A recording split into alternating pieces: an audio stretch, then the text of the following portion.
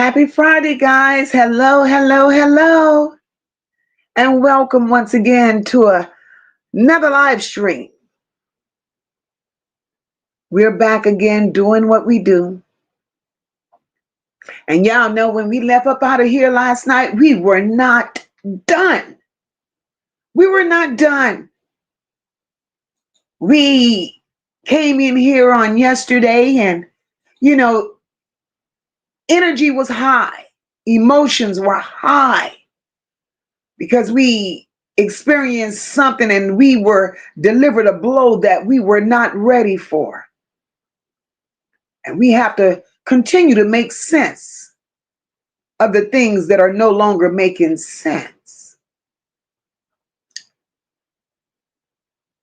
We're not just going to accept what has been handed to us, because we have been accepting what has been handed to us from day one.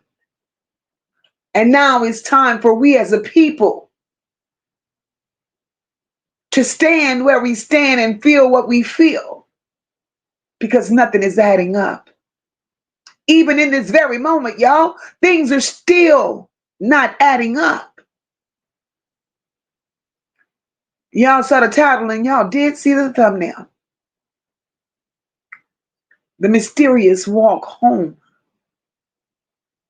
Where did she go? Where did she go?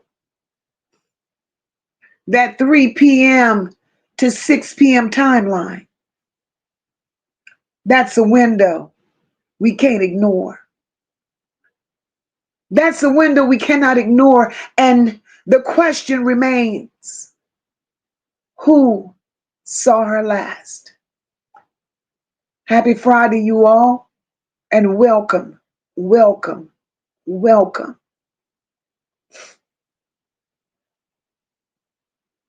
Tonight,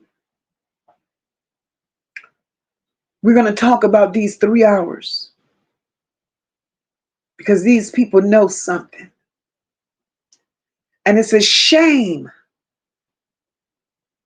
It's a shame how that family can sit idly, knowing that something is off, and still refuse to challenge it. Because in MOCA's opinion, it should have not taken Jarvis Butts to accept a plea deal for the family to be angry. It should have not taken 2 years for everybody now to be in an uproar because he said what he said. So what we're going to do, as we've always done, the way we do the things that we do, we're going to dissect this just a little. We're going to dissect it. And you have to start where it all began. And before I get into doing what I do, let me just get my little disclaimer out the way. Because everything I discuss tonight, everything we discuss tonight is based on publicly available information. Rather it be in the courts, rather it's something that they came out here and said on YouTube, rather whatever it is, they put it out there. And what we're going to do tonight, we're going to analyze these timelines, their testimonies, and we're going to continue asking questions. We're not making up anything. If it was said in court, we can examine it. They posted it, we're going to discuss it. And now that that's out of the way, let's get into this timeline, this clock. Welcome, everyone.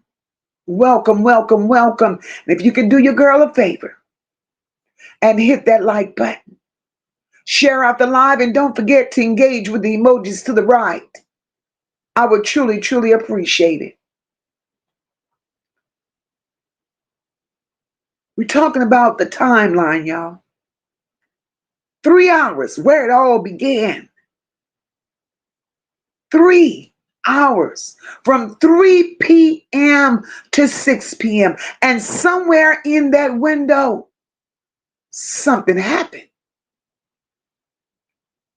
We don't know exactly what, but based on what we know, based on what was said, based on the conversations that they shared out here in the social media world, something happened between 3 and 6 p.m. Let's talk about it. 3 o'clock, Naziyah gets off the bus. They said Naziyah walks in the house every single day at 3:05, y'all. That comes from Shannon and that comes from Annette. Not my words, theirs. They said every day this child would walk into the house at 3:05. Clockwork, routine. So it was predictable to know what time she was coming in.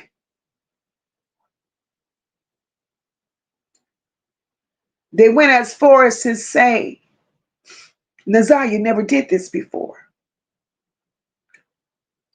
They went as far as to say, Naziyah never ran away before. She never disappeared. Those were their words, not MOCA's. So don't come out here and tell me that this is normal. Now here is where I need you all. Because I don't want to feel that I'm the only one heard it. I'm the only one seen it. I'm the only one observed it. Because from what we know, it was said that at 3 p.m., Annette left her home in the name of running errands. Follow me, chat. Now, Naziyah supposed to walk in the house at 3:05. But Annette leaves the house at 3 o'clock in the name of running errands. At 3 o'clock, Naziyah is stepping off that bus. Exact same minute, same block. So I need to know something. I need to know something. My question is, did they cross paths? Did they cross paths? Did somebody see Naziyah walking? Because by 3:05, she should have been walking in the house. And according to Annette, and according to Shannon, that's a 3 to 5 minute walk for Naziyah from the bus stop to the house. Welcome each and every one of you that's entering the chat. So my question remains. If Naziyah got off that bus at 3 o'clock, Annette pulled out of her driveway at 3 o'clock, something tells me Annette should have ran into Naziyah. But let me continue. Here we are at 6 o'clock in the evening. It's a whole different energy. Wherever Annette went from 3 to 6, Annette drives back up, send the children in the house, and asks Naziyah home. That's confusion to me. So Annette, why are you pretending to be confused in this moment? Because if a Naziyah is always home at 3:05, why are you acting brand new at 6 o'clock? That's 3 hours. And I don't care in this moment what nobody says, because 3 hours in the routine of a child, that's not something that we should look over, especially when they both testified that Naziyah never did nothing like that before. So tonight, Tonight, I'm asking the question, who physically saw Naziyah after 3 o'clock? I don't want to know who texted. I don't want to know who guessed. I don't want to know what Shannon claimed she posted. I want to know who saw Naziyah at 3 o'clock. Because somewhere between that bus stop and that 6 p.m. driveway, pulling out the driveway, the story stops making sense.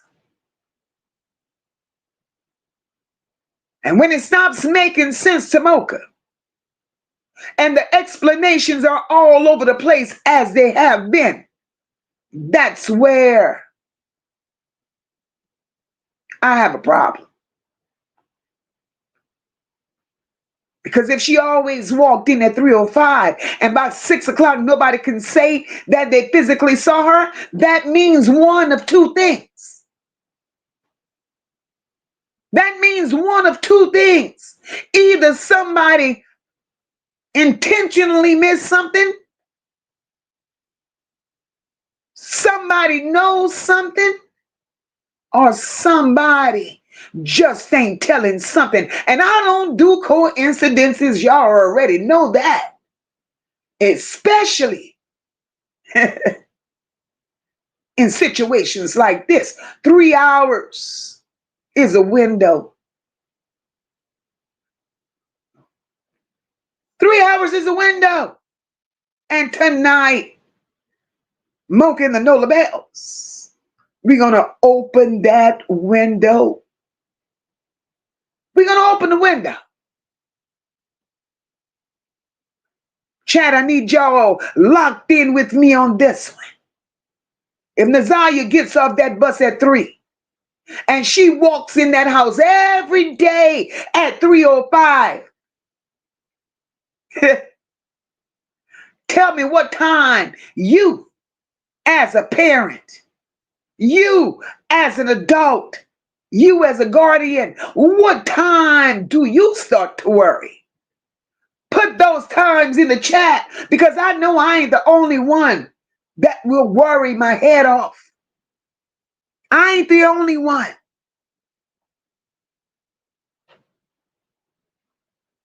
Welcome to each and every one of you in the chat. Grab a few of your comments before I move on. For those of you that just entered the chat, please do your girl a favor and hit that like button.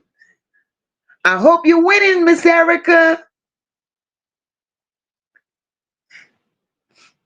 These people, Chucky says Shannon knows exactly where Naziyah is at. Chucky, I believe you. Look at the time. 3:15, 3:10, 3:15, 3:10. I'm with y'all when y'all right. Because that's how I feel.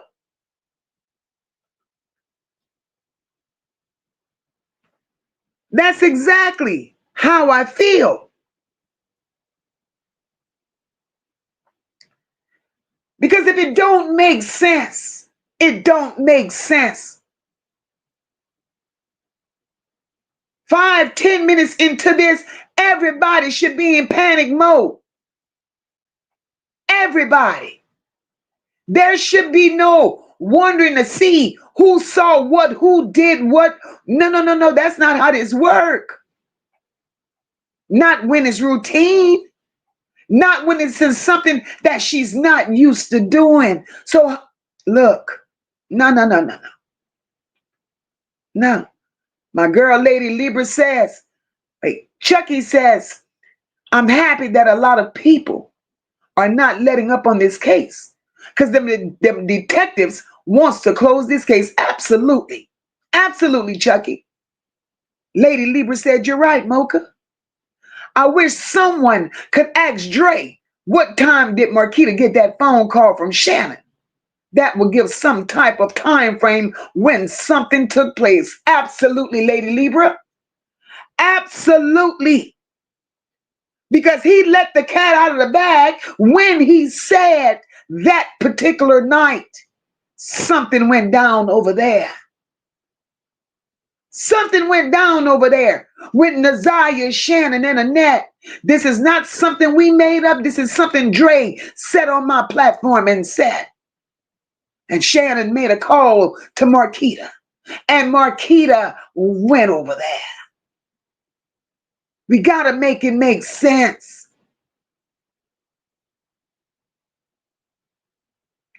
Becca said they ain't doing nothing but lying. And that's it, and that's all, Becca. Tony says Annette seen Naziyah walking.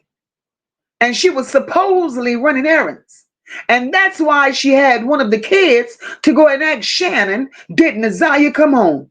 They need to start telling the truth. Absolutely. Charlotte's Web, sister, you ain't by yourself mad. I'm 45 hot.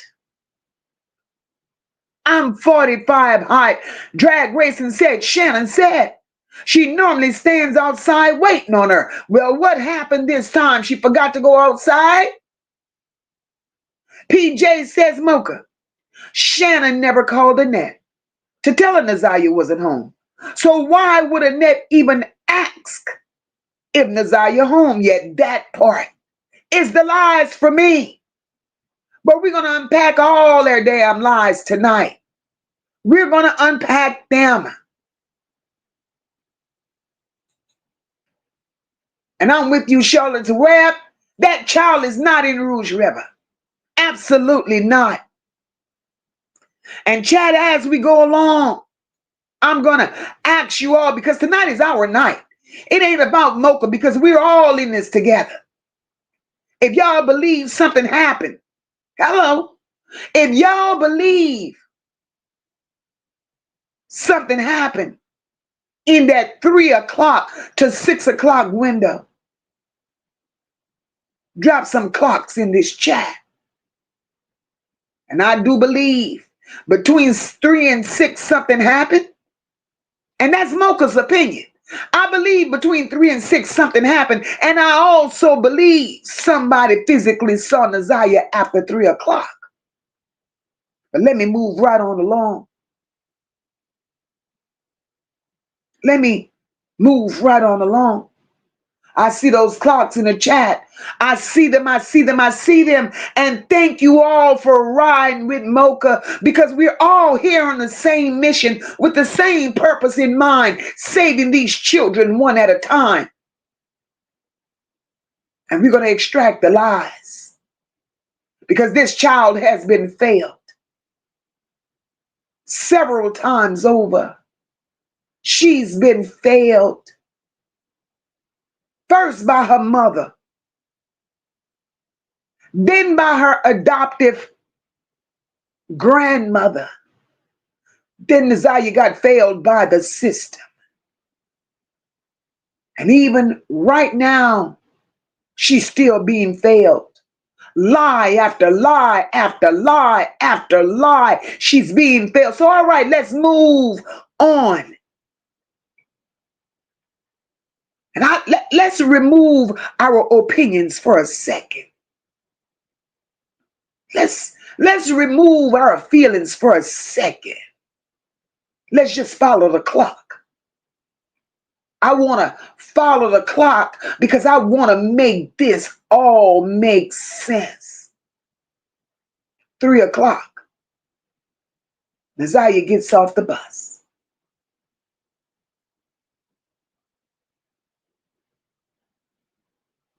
Not 2:45,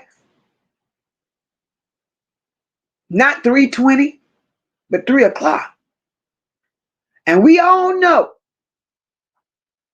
that the walk from that bus stop to that house is about 3 to 5 minutes. So realistically, y'all, by 3:05, as they stated, she should have been inside that house. Let's talk about Annette. Annette, according to Shannon, Shannon said Annette had been home with her all day. Shannon testified under oath. Now, we know they told lies under oath, but under oath, Shannon testified and said she and Annette and her 2 children had been home all day. That's what she said.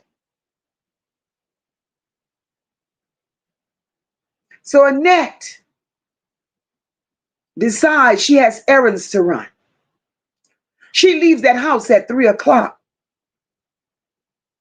So now, y'all, we got movements going on. 2 movements happening at once. Naziyah gets off the bus at 3. Annette leaves the house at 3. Looking at Naziyah stepping off the bus, Annette pulling out of the driveway.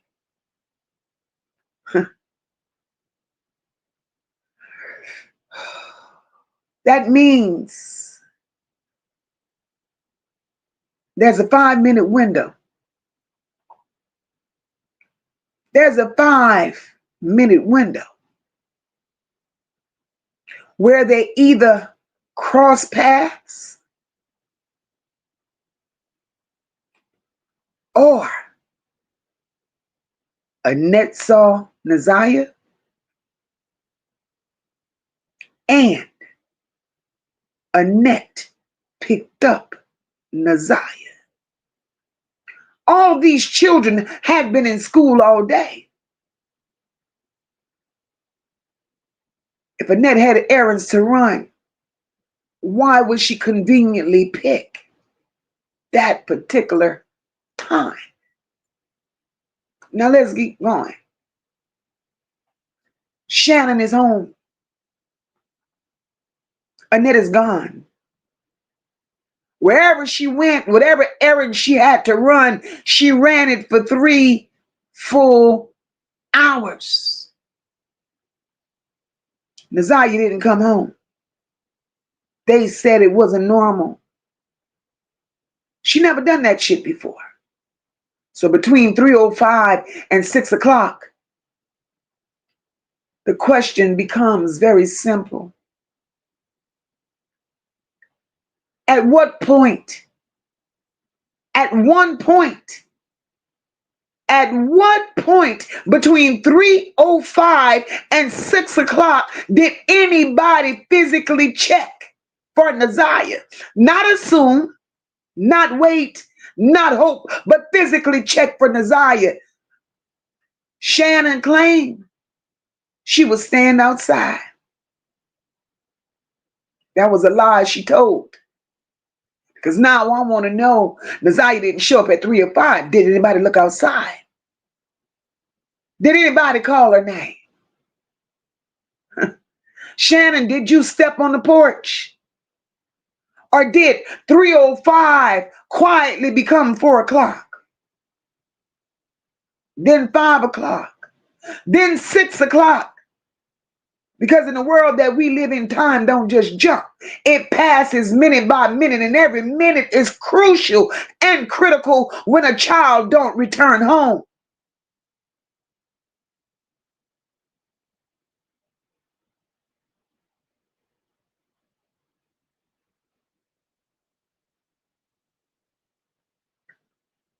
$3 don't just disappear in the house, nobody's house. Naziyah had a routine showing up every day at 3:05. That's an expectation. I expect to see you every day at 3 o'clock, 3:05.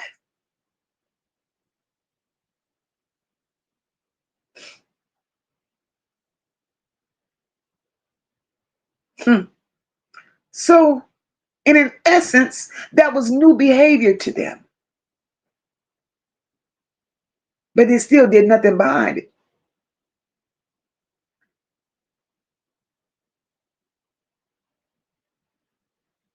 Shannon, your big ass was home. Home. You said that. Not at work. You weren't running errands. You was home.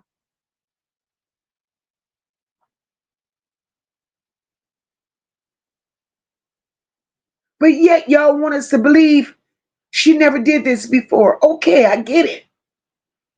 But then the first time that she does do it, Jesus Christ. The first time that she does it, y'all claim she never did it. So here it is, the first time that she does it. Why does so much time pass by? And y'all don't do nothing. Why do you all allow so much time to pass by and you do nothing?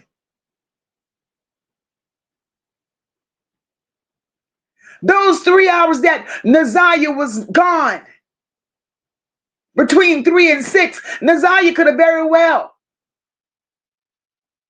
went put in a whole day's work somewhere.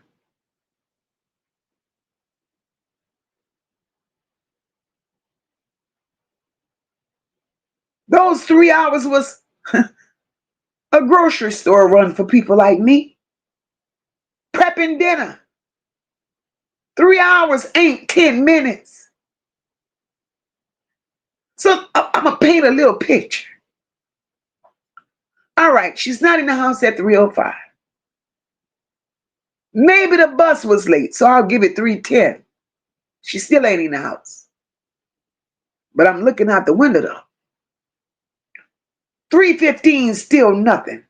Now I'm stepping the hell outside. 3:20, I'm screaming her name somewhere, calling somebody because this not supposed to be her routine. Y'all told us this never happened before. So again, there was no room for y'all to be alerted. Y'all didn't give a damn.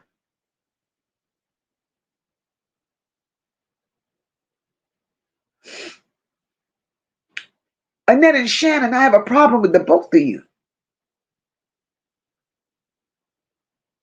Because if Naziyah wasn't there at 3:05, y'all should have checked the path between the bus stop and Annette's home.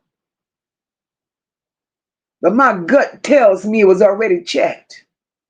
And she was picked up en route.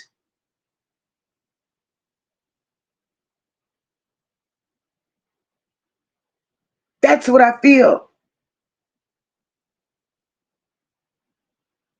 Because Annette, you pull out that driveway to run errands. Same minute Naziyah is stepping off that bus. To me, that's alignment. You mean to tell me the exact minute Naziyah is expected to get off the bus and walk home is the exact minute you decide to leave? Now, hold up. I ain't trying to say running an errand is a crime. I'll never say that. People run errands every day. But timing tells everything. Because Annette, if you knew Naziyah was walking in at 3:05 like clockwork, why the hell leave at 3 o'clock? Why you didn't leave at 2:45? Why you didn't leave at 3:15, or hell, for that matter, why not leave at 3:30 after she done made it home? If you know she arrives at 3:05 every day, and you pulling out at 3 o'clock,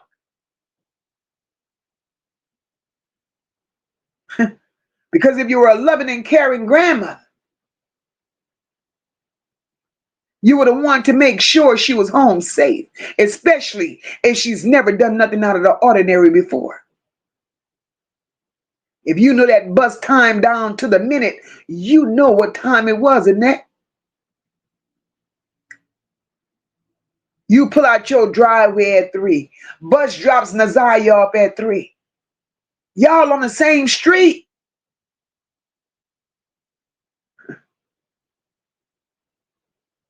Annette, let me ask you, did you see that bus? Did you see the children getting off the bus? Did you see Naziyah? Did you look in your rearview mirror? Because listen, Annette, everything that you just said, everything that Shannon has told, Annette, is not adding up. It's cold that day. It's wet out that day. You no, Annette, no. No, I just don't get it.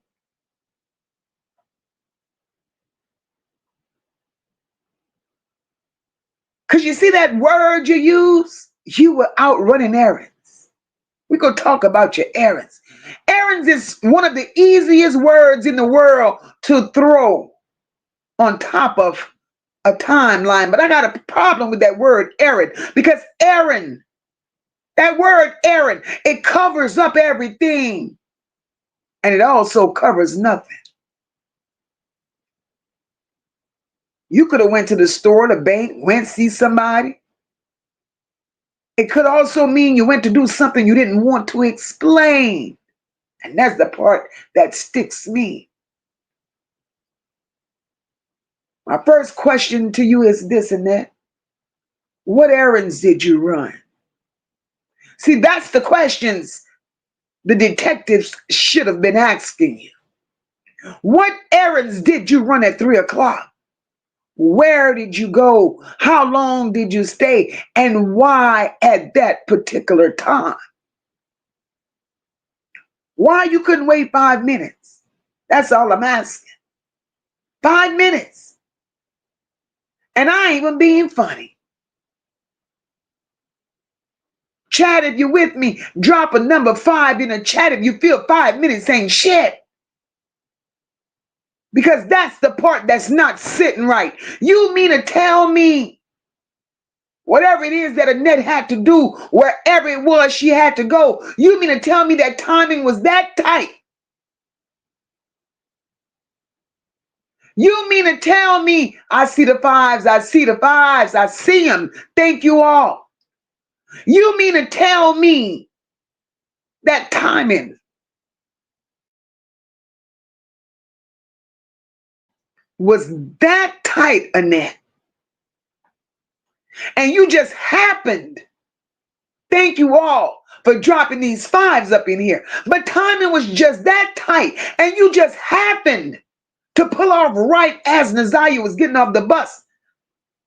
Baby, let me tell you, that's either the worst fucking luck in the world, or ding ding, something about that particular time matters, and we none don't know.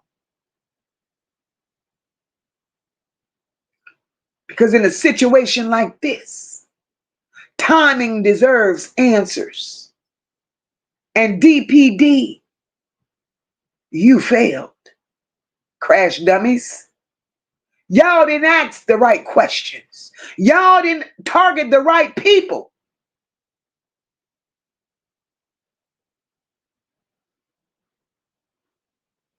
If you're raising children and you know when they get home, you don't leave right before they walk through the goddamn door unless it's an emergency. Because either you're not concerned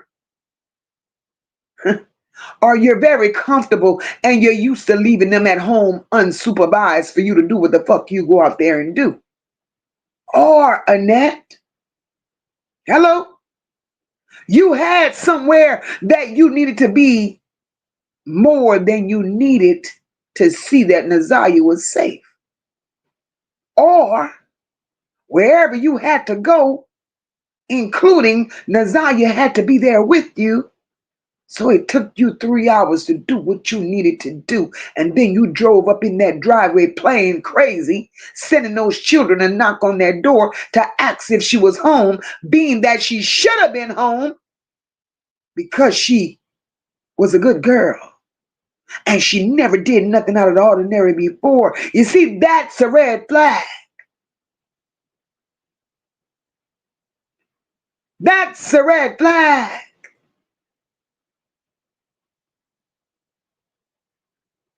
You left, you say, at 3 o'clock. She gets off the bus and walks in the house at 3:05. So if you are already gone and Shannon never picked up the phone to call you, how did you know that she wasn't home, because normal people pull in the driveway with their kids in tow and everybody gets out the car and go in the house. But instead, you sat in the car and you sent some children to go ask Shannon, did Naziyah make it home? Why would you ask that question, Annette? You would only ask a question like that if you knew something. And I'm standing on that. You knew something. Because to me, that's a problem. This is a child who y'all said never did this before. So it's not like she's known for wandering off.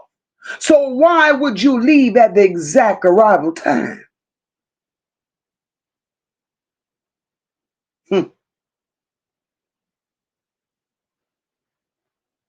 If your grandchild is so predictable as you say, then you leave at the exact time she's supposed to arrive home, and then later that day she's missing. Bitch, don't y'all think people won't question that? And I don't care if this is uncomfortable, because in the real world, accountability is damn uncomfortable. Because if the errands were real, hello? If the errands were real, chat, where's the proof of the errands? Where's the receipts, the store footage, locations? Because if you go be gone 3 hours and Naziyah comes up missing in that same window, you better know goddamn well those errands matter. Those goddamn errands matter. Not because MOCA is saying errands are illegal, but because errands put you somewhere, bitch. And somewhere gives a timeline. So what I want to know is from 3 to 6, where was Annette? And if Annette truly didn't see Naziyah, then who did? Because somebody saw something. A child don't vanish in 5 minutes without a trace and no eyes. Not at 3 p.m., not in broad daylight, not in a neighborhood, not with people living, driving, moving around. So yeah, I'm pressing on the word errands, Annette. I need to know where you go. Where you go.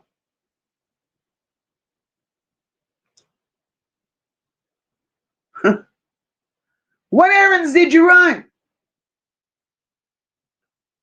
You went get groceries, you went get gas, you went to the bank, you went to the doctor. Did you go pick somebody up? Hold up, Annette. Did you drop somebody off? Bitch, where exactly did you go? Cross the street? 10 minutes away? 40 minutes away? Did you go to the shop?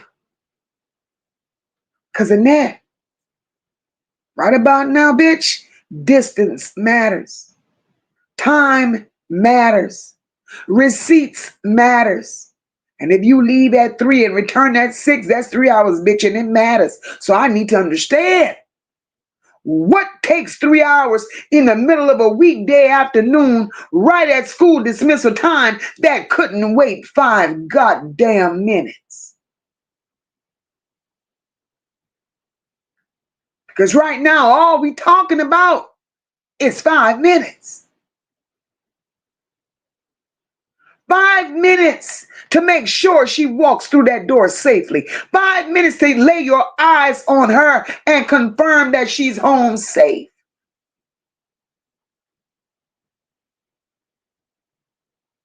I need y'all chat. Because I need to ask you as grown people, if you're about to leave your house and your child is expected to be home in 5 minutes, what are you going to do? Are you going to wait until they walk in? Or leave and assume, oh, they'll be okay? Because this ain't all about running errands being wrong. It's about timing right now. And that's the type of time I'm on. Because my thing is, if those errands were legitimate,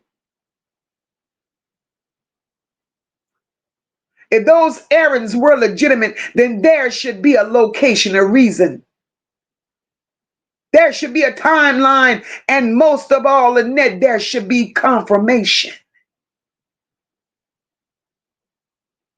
Because in MOCA's opinion, 3 hours is structured time. And if that child had not been seen during that time, then that errand timeline, it should have been a part of that investigation.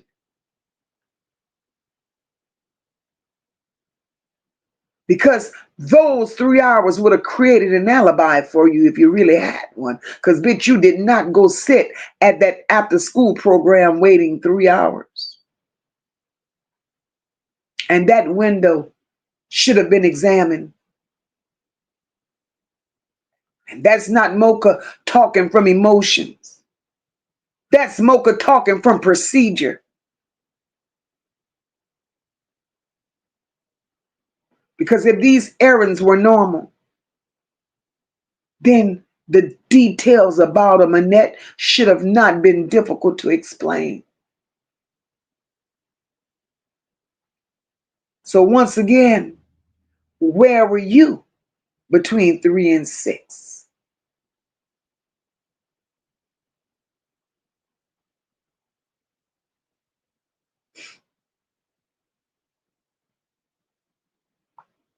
Where were you?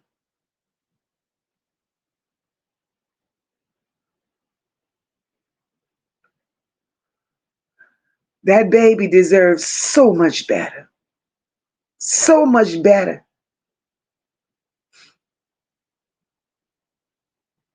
She's going to get her justice, though. And they're going to wish they had not played with her. My girl Marty is here. Marty said facts is facts. They couldn't care less about Naziyah. She was the one going to expose them. That never, to the counselor that never turned up. Was this counselor ever informed of Naziyah's appointment? They said the counselor wasn't there. Debo, I see you, boo. Debo says between 3 and 6, Annette was on the move. Absolutely. But where? Where? That's the, you see, that's the low, that right there will break this case wide open. Extended families, if y'all love Naziyah like y'all say y'all do, let's find out where Annette was between 3 and 6. Fight for what's right. Fight for what's right.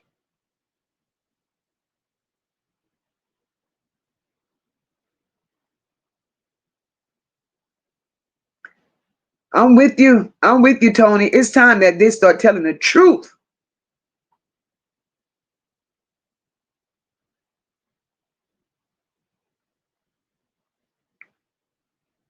Absolutely, Rock. There's no such thing as a coincidence. Not in a situation like this.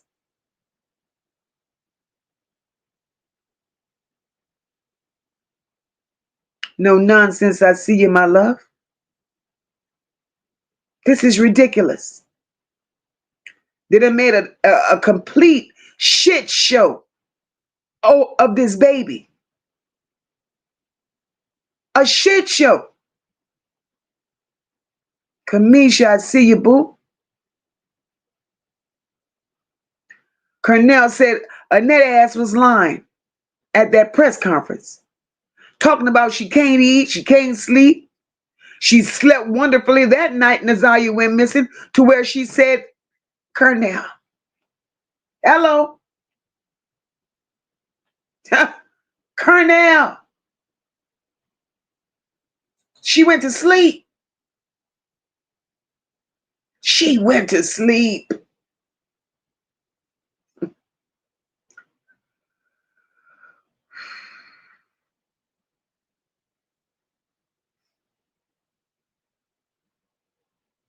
We're going to go back to the 6 o'clock because I can't get this out of my head. Annette returns back home 3 hours later with those other children in the car. She so claimed she picked up from the after school program. And let's picture this for a minute.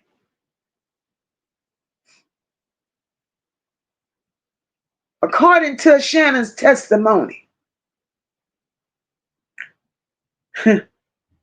Annette sits in the car, sends the children inside to ask Shannon, is Naziyah home? Let's absorb that the right way. 6 o'clock, Annette pulls up in her driveway on a Tuesday evening. Don't get out of the car. After being gone for 3 hours. Sends the children inside to ask Shannon if Naziyah was home.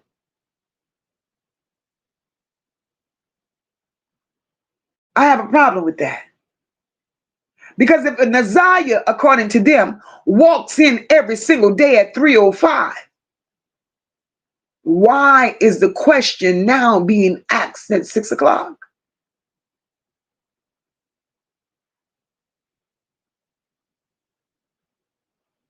Why is it being asked at 6?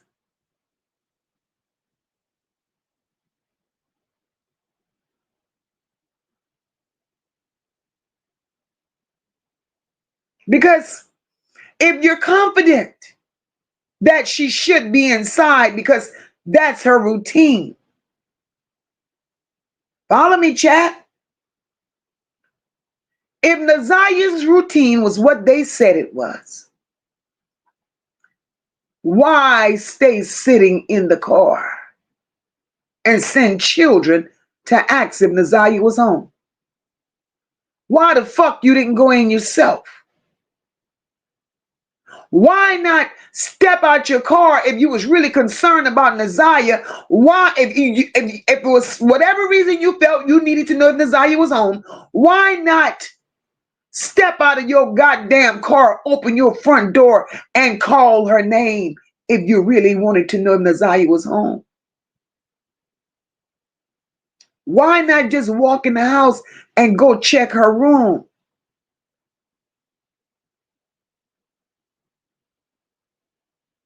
Because by 6 o'clock, it's no longer that she's 5 minutes late. This is 3 hours past routine. 3 hours past predictable and normal. Y'all said she never done it before. So at 6 o'clock, this should have been alarming. Because if you truly believe she walked in at 3:05, like always, then when you pulled up Annette at 6 o'clock, you should have already assumed that she was home. She was doing her homework. She done ate. She done did her chores. That's what you should have been expecting. But not to drive up and send children in to ask if she's home. Bitch, that's a red flag. And my question is, why would your coward ass? You see, that's how no good y'all are. I'll show you exactly how no good y'all are, because y'all don't give a damn who y'all throw under the bus, nor who do y'all implicate. So bad you need alibis and you need people to pick up the weight of all the mess that you've made. Y'all inserted children into this. Instead of you getting your raggedy ass out of your car and go and check on your grandchild, guilt made you sit there and use children once again as pawns. You sent those children to ask Shannon, was Naziyah there? Yeah. Why send another child?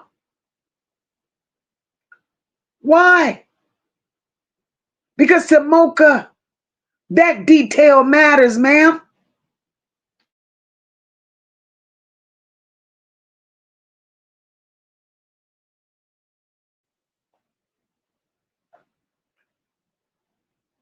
Because whether you know it or not, that little decision that you made, that you thought nobody would ever recognize, that little decision that you made, it told a big story. Big story. Because right now, I'm analyzing reactions and behaviors, and yours is on deck. Because I'm looking at this. If Naziyah breaks routine for the first time, like y'all said, reactions reveal priorities. And your priorities all fucked up.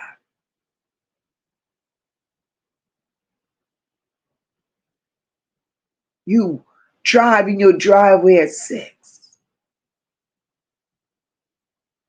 And now we're being told 2 different versions of what really happened that night.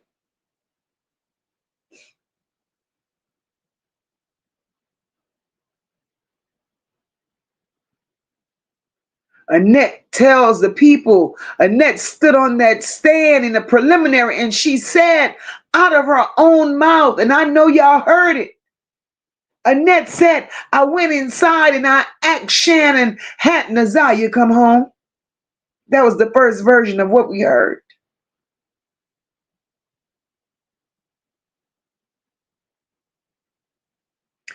The second version of what we heard was Shannon saying, I was home, me and my 2 children. My mom pulled up in the driveway and sent the kids to come and ask me had Naziyah made it home. Now hold the hell up. Because that's not a tiny detail that we should be overlooking. Damn it, that's a difference in behavior. One version shows action and the other one showing distance. One version said, I went myself. The other action said she stayed in the car and sent somebody else.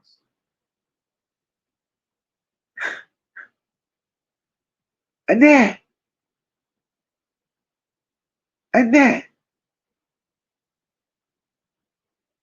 ma'am,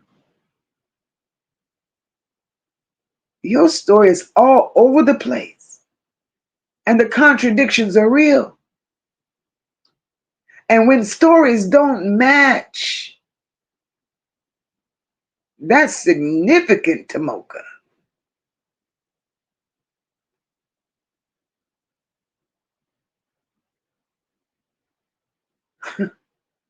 Because I just keep hearing it over and over and over again. She never did this before. That's what y'all keep saying. But one thing I want to remind you old hoes of is this. Truth don't wobble on small details, like who walked in first, especially on a day when Naziyah didn't come home. Cornell said Annette went to sleep that night. Shannon said she slept. She slept.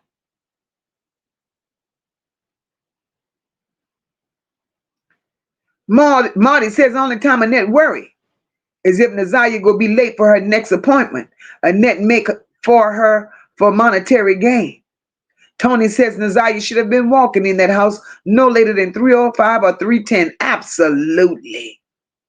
Absolutely, Miss Antoinette, I see you, boo. Carla Henry said the monsters ain't telling nothing. Hey, Becca. Becca said Naziyah should have been picked up from school like the other children.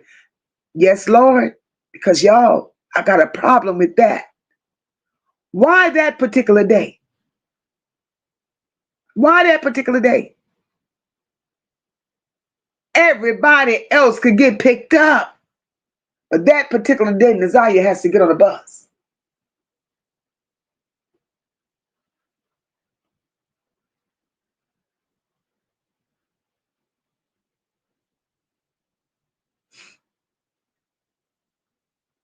Marty says, if my child not home by XYZ, I'm in a car driving around, driving around home from school. Asked my eldest granddaughter. I did it to her. She said I embarrassed her. Oh Lord, I get it. You got to do what you got to do. Embarrassment saves a life. It saves a life. Love selfishly. I see you, my girl. Hip hop. I see you, boo. Carla Henry said too many people failed her. Absolutely. Tony says because Annette funk ass seen Naziyah. Plus Naziyah asked Shannon where was the street where Jarvis Butts was living at with one of them low self-esteem ass females that he was messing with, y'all. Let's talk about it.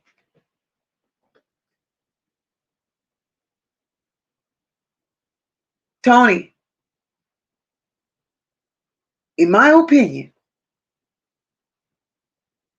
in my humble opinion, and I'm allowed to have that, I do believe she picked Naziyah up. I also believe that very address that Shannon lied about, I do believe something happened between 3 and 6. I do believe she was dropped off to that very address that Shannon threw out there. I do believe Granny Monster picked her up and dropped her off.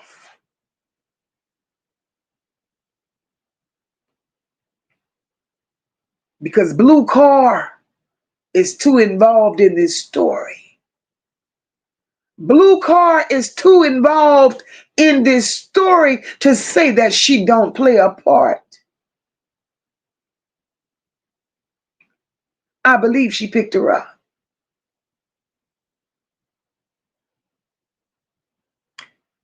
Absolutely, Miss Antoinette. Cover up. Cover up. Chucky said, I don't think she's in Detroit. Me either, Chucky. Me either. I don't believe she is either. Marty says Naziyah got it from Jarvis dropping her home after Ypsilanti. That burned Shannon's ass up. Jarvis was with Naziyah. Then the green demon break out, all hell let loose on Naziyah by Shannon, in my own opinion, who got too far on January 9th. Let's just say January 9th is a real date, which I don't believe. But we're going to go along with what they say. And although we're going along with the date that they give, we still got to make it make sense. And Marty, what you're describing is exactly what Dre said. Something happened in the worst way. And they called Marquita. I'm not going to sit here and tell a lie.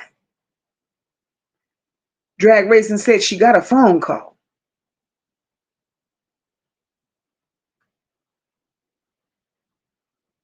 Miss Antoinette said if he had went to trial, it would have pulled the draws down on some really big people for this trafficking. Amen. Amen.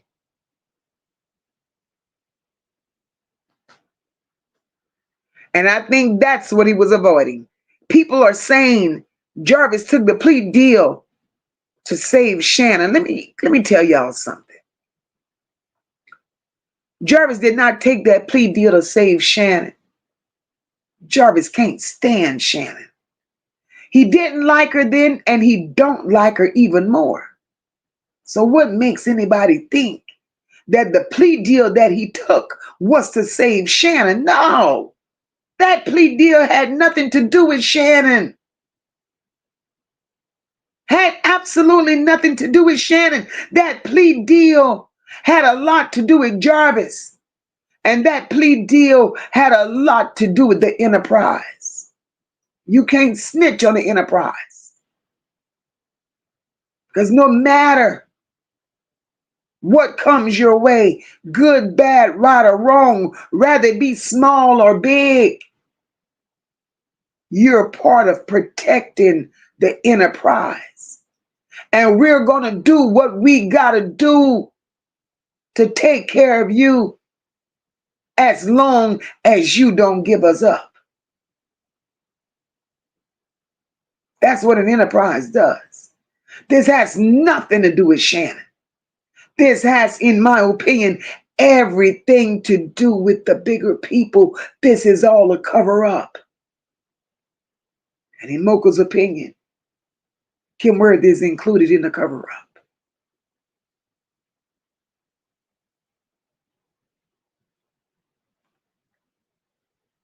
Kamisha says, MOCA, I still say too much happened on the night. Naziyah came home. Annette saw her walking up that street, and Shannon saw her in that house. Absolutely. Let me tell you what I say. I believe Naziyah came home. A phone call was made to Jarvis Butts.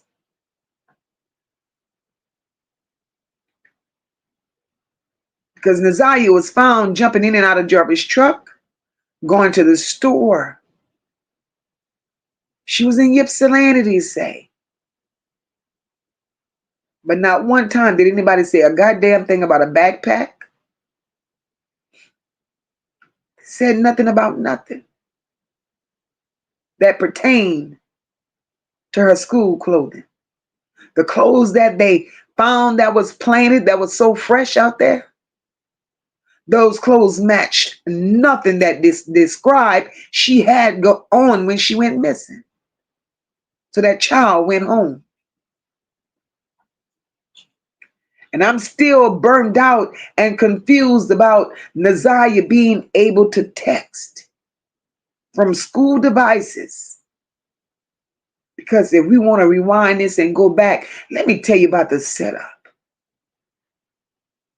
and the stories they tell. Because Shannon also said something that stuck with me and I can't shake it. Chad, I need y'all to follow me. Shannon said, no, shut up, MOCA, and rewind this. Y'all remember the substitute teacher said how Naziyah fell sick at the school and laid on that floor. She called another damn dummy. She called the counselor. The counselor never showed up because she wasn't there that day. But this lady never thought to call nobody else to see what was wrong with Naziyah. So clearly Naziyah stays to school all through the day with whatever was ailing her. We go hold that. Now let's get into what Shannon said. Shannon said on that witness stand, Naziyah texted her throughout the day from school and asked, what was she doing?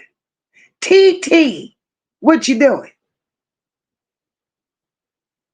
Shannon said she texted Naziyah back and told her, mind in mind. Go do some work.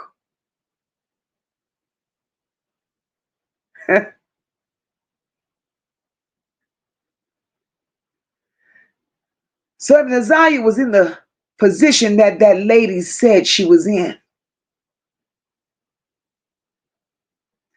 how can what the lady said And what Shannon said, how can the both of those be true? Is it possible? Let's really look at it. Is it possible if Naziyah was feeling bad? Is it possible that text message that she sent to Shannon was alerting Shannon that, hey, TT, I'm going through some shit right now. I'm not feeling good right now, TT. I need y'all to come get me. Is it possible that Shannon told Naziyah, keep your ass at school?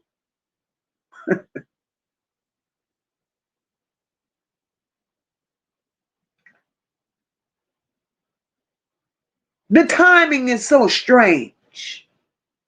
And the things that come out of that timing makes it even stranger. Because I don't get it. She's on the floor in pain. Can't make it throughout the day. But she conveniently texts Shannon. That's not making sense to me.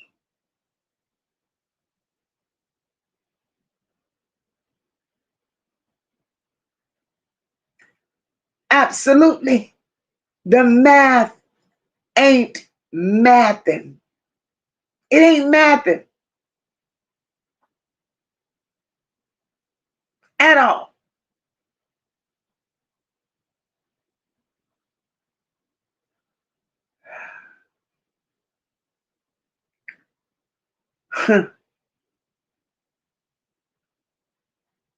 This is heartbreaking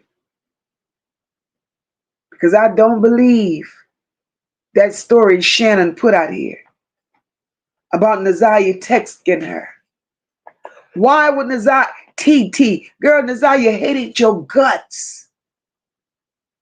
Naziyah even made a TikTok song about taking your man and having his baby. So what makes you make us believe, what makes you think you can make us believe that Naziyah loved you like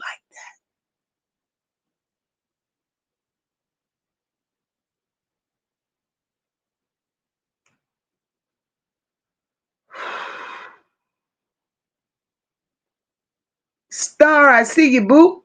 I don't think he dumped her in Rouge River. He just saying anything because they searched there the first time. It's all a lie. I believe you, boo. She ain't there. She ain't there. This is a sick family.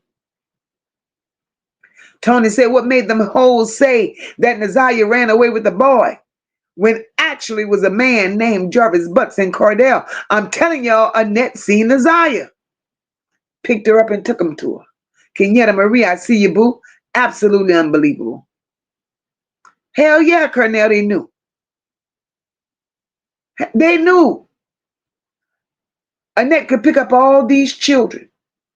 You pick up all these children every day. But mysteriously, you arrange for Naziyah to ride the bus on the very day she comes up missing. Bitch, that was a setup. That was a setup. So now the prosecution want to play in our face and, piss on our legs and our kneecaps and tell us it's raining. Y'all hadn't already searched the Rouge River. So what, did y'all do a piss poor job? Y'all didn't do what y'all was supposed to do? Y'all even searched where the fresh clothes were found. So what? Y'all did another piss poor job right there too? And y'all want us to believe what y'all, I'm not buying it. Not me. I will not buy that.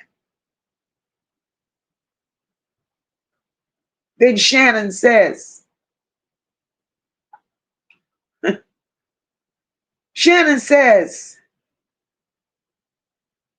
when Naziyah didn't come home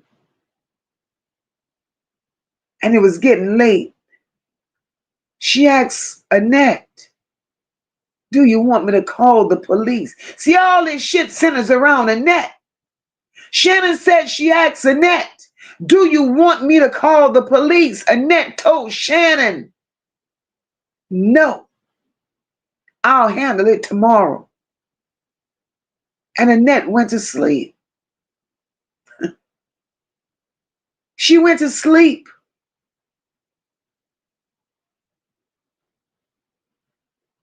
So you stayed gone for 3 hours. Can't explain that window. Your 3 hours conveniently happened at the same time Naziyah was getting off the bus. And Shannon, at least she had a little sense. And she asked you, should we alert the authorities? And you said no.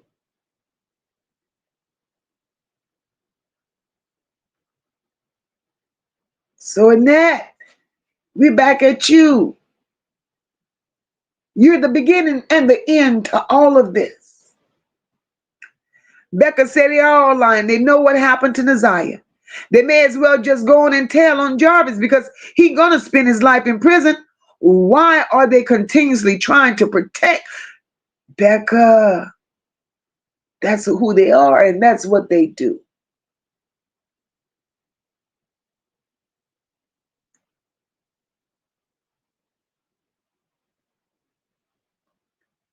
Star says, did they ever question the kids that was on the bus with Naziyah? I can answer that for you.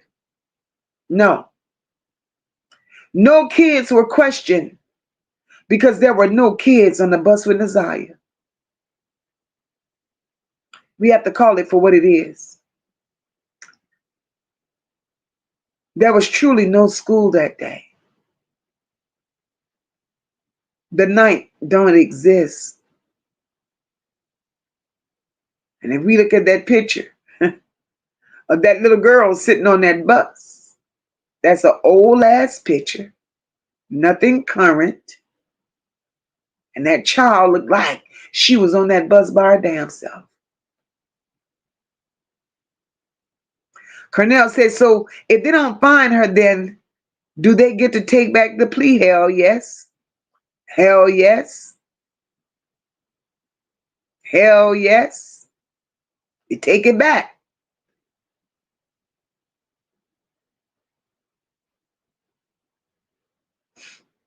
Annette got to tell us what errand she ran. DPD needs to tell us, was Annette interrogated? Because a grandmother that can't explain the 3-hour window, a grandmother who goes to sleep when her granddaughter is missing, a grandmother who has to be threatened by the authorities to either do a press conference or get locked up, that tells a hell of a story. That tells a hell of a story. Ms. Antoinette says, now remember that the Arab and the bishop are big fish. They don't want their cover blown. They're some high-paying freaks. Miss Antoinette, you hitting it. Miss Antoinette, baby, you cooking with Crisco right now. You're cooking with Crisco, Miss Antoinette. You're understanding the operation now. Marty said witnesses put Jarvis King Naziyah in Ypsilanti on January 9th. Jarvis dropped Naziyah at Bedford. Then he went and booked into the shady motel for 9:30, left around midnight according to reception staff. Cleanup time. I don't believe that, Marty. Marty, I'm going to tell you why I don't believe that. Because we got to really make it make sense.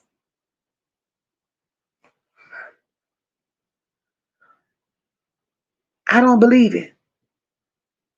Because how is it that you so claim, DPD? Y'all so claim y'all have records of Jarvis checking in. But there's no records, no motion, no movement of him ever leaving that motel. That don't make sense. No records, No movements, no footage of Naziyah ever entering that motel with him. It's the lies for me. It's the lies for me. So now, I don't believe that that little ragged ass motel theory. I do not. I do not. Do you know who owns the motel? That's ran and operated by Arabs. Y'all don't think Frank got that under wraps? It's under wraps. I don't believe that. This shit was planned strategically. Star said if she was the only child that got on the bus, why not grab her, then go pick up the other children? For Christ's sake, she was only 13. Niece, Annette didn't give a damn. That part, Tony, Naziyah was made to ride the bus. You will pick up the rest of those children, but not Naziyah. Hey, Pawn Lazy, welcome, sister.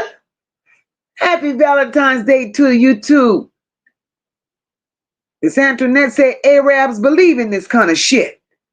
They practice this, what they practice in their own country. And we know the freaking stuff that goes on in these churches. Absolutely. Miss Antoinette, you own it. You own it. Becca said she would have seen the bus. Okay? She would have let Naziyah ride with her to do whatever.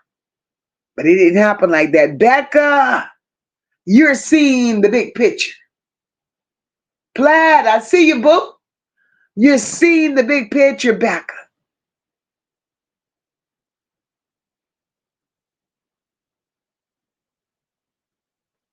Kim Brown says, Kim Worthless, we need justice. Whoever allows this corruption should go to jail. Well, Kim Worthless is going to jail too because she's allowing it. Hey, Erlene. Erlene says Annette seen that baby girl get off the bus and start walking in another direction. Gave it some time, then asked Shannon if she came home. She said no. And Annette told her where she seen her walking. Annette picked her up, boo. I believe that with everything that's in me.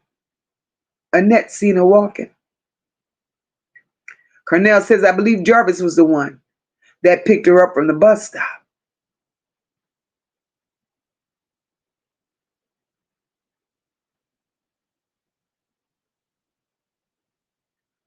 Charlotte Webb said, Mocha, don't forget about the storm. So where the fuck is she at? Absolutely. I promise you she ain't in Detroit. She ain't there. Tammy said we need proof of Annette's whereabouts. 3 hours? You could do a lot in 3 hours, Annette. Tammy, that part. That part.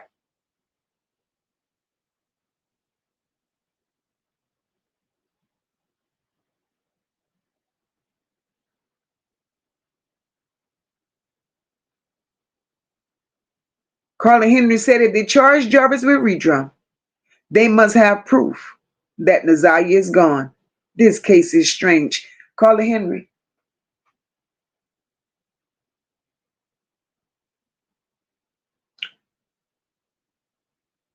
In the real world,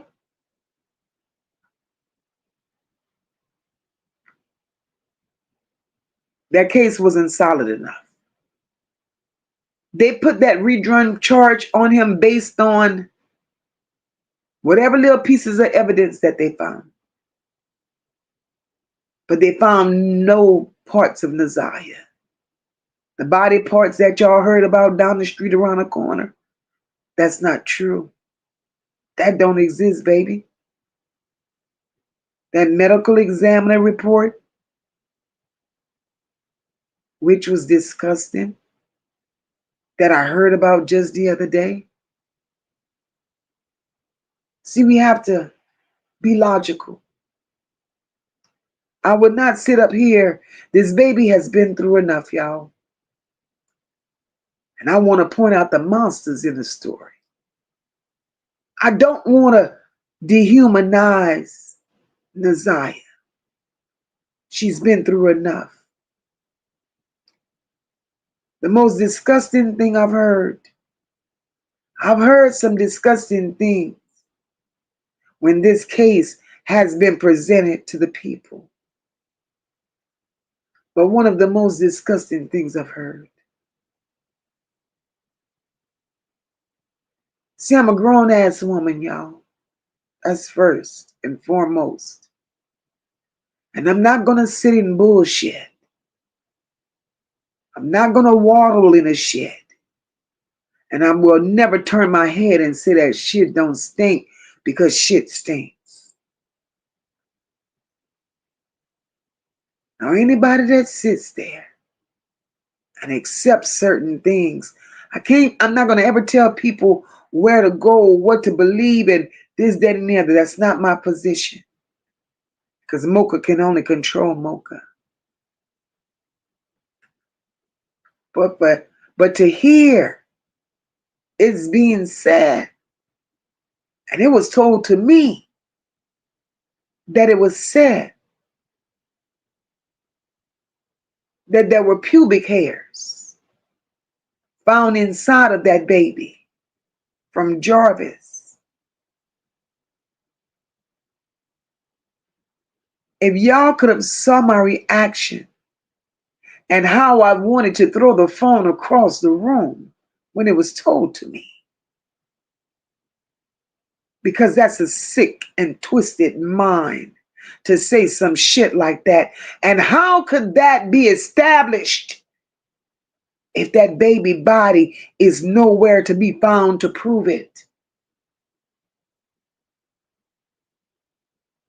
How? Those are the things that I don't condone. Because I'm not going to dehumanize her. Her mama may have not been shit, but Naziyah is still somebody's child. Naziyah done been through the ringer and back. So why the hell should we as adults who claim to love children and want justice for them, why would we put this on this baby? But shut up, MOCA, and do your content. Sorry, y'all. I got off track for a moment. But my gut and my heart would not let me not say it.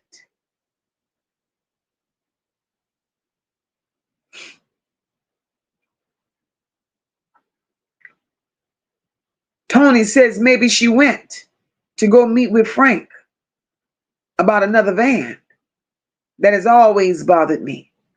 Annette went to meet somebody because she went home and went to sleep without looking for Naziyah. And Tony, that part is very telling.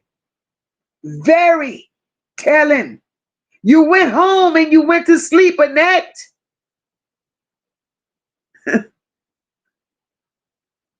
It don't feel right. Hey, Shrell, you're right. It don't feel right. Take it, Tammy, I'm with you. Annette phone, Shannon's phone, Marquita's phone. Hell, even take Dre phone. Take them all.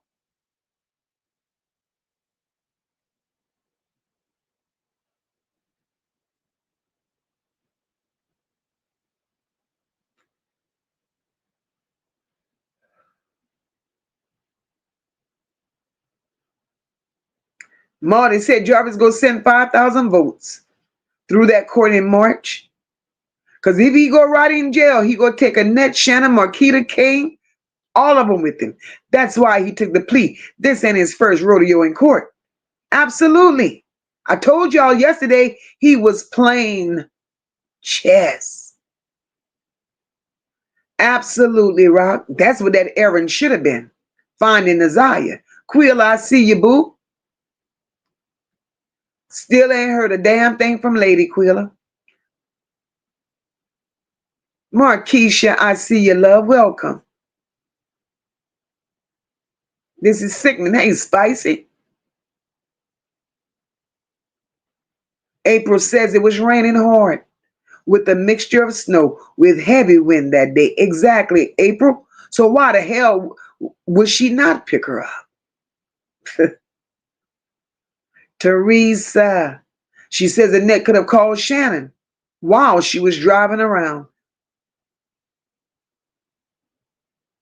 Tony said, Mocha, because her funky ass seen Naziyah when she was leaving the house to go run errands. But that's a lie. Why she didn't pick Naziyah up from school since she's not in the after school program. See, that's where the lies are all kicking in. And all her lies are stacking up against each other. All of them.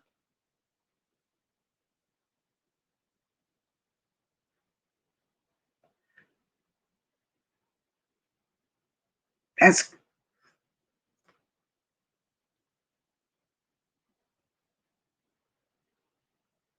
Keisha, I'm with you, boo. She said, I dislike this family. They treated Naziyah different. Debo says, didn't Shannon tell the girl Cash that Naziyah had a favorite part?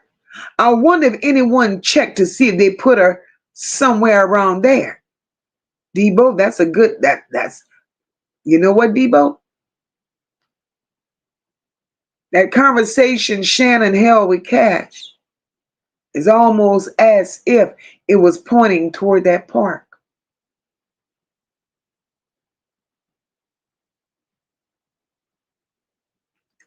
But then we have to be careful with this family because they throw things out there to throw people off.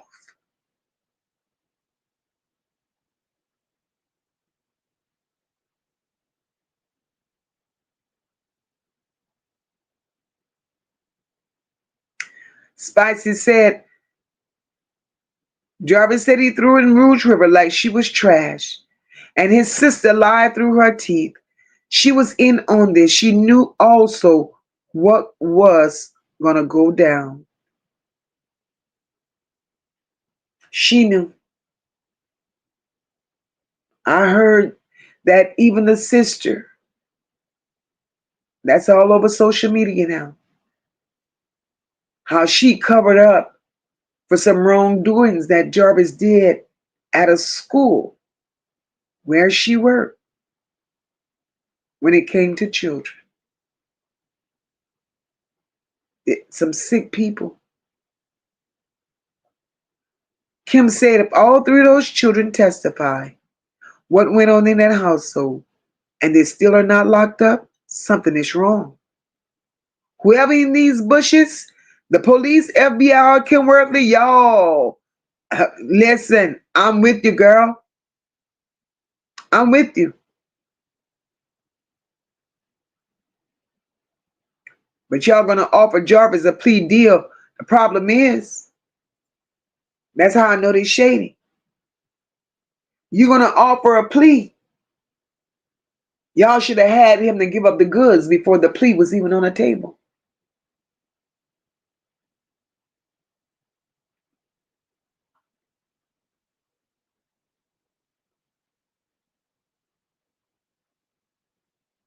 Kenworth absolutely said others would be arrested, and that never happened. Never happened.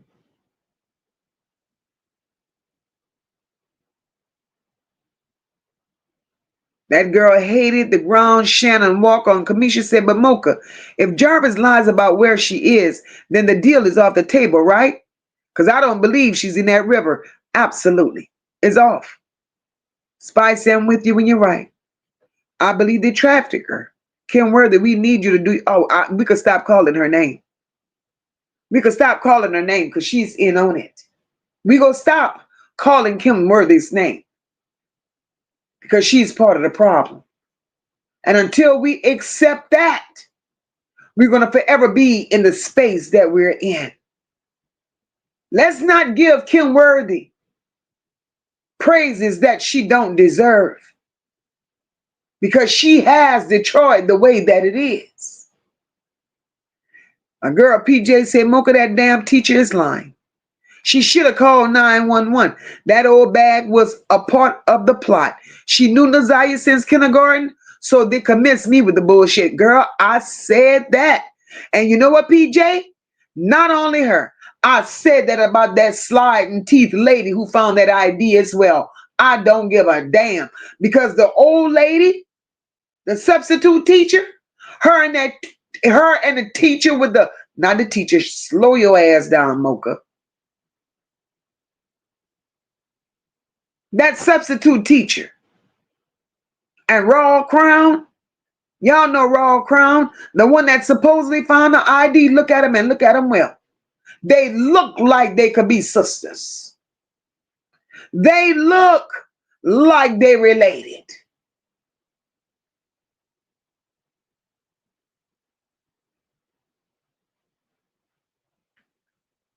Absolutely, Dr. JD. There is definitely video footage of them on the local news searching the river. Who do they think they fooling? Not us. Not us. Wanda, I see you, boo. They all need to be locked up.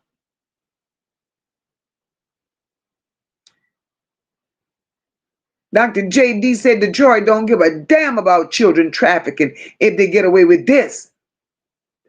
And it's plain as day. Plain as day. And that ain't shit.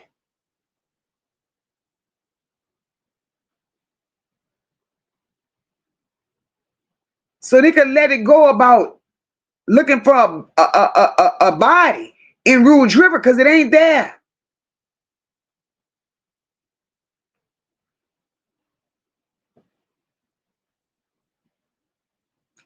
All those women that's in Jarvis Circle, I promise you, it's two women that knows a lot. Chucky says, I have a question. So he took the plea and he told them where her body should be. So if they can't find her, can they take the plea back? Absolutely. Absolutely. He's willing to take that risk because he's playing a game. PJ, exactly. That medical examiner knew nothing about Naziyah. He wasn't her regular doctor. He wasn't. So why would they put him there?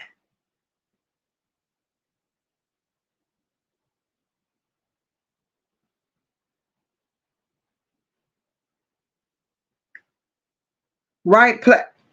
Platt said that was a half-ass investigation because how do you do an investigation without investigating? And they investigated nothing. And it shows. It shows. Annette, Carla Henry, how would you expect Annette to come on anybody's platform when they had to threaten Annette to do a press conference? And then when she, oh Lord.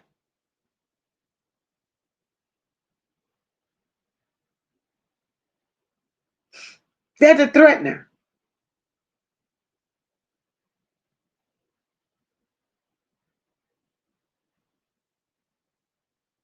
to do a press conference.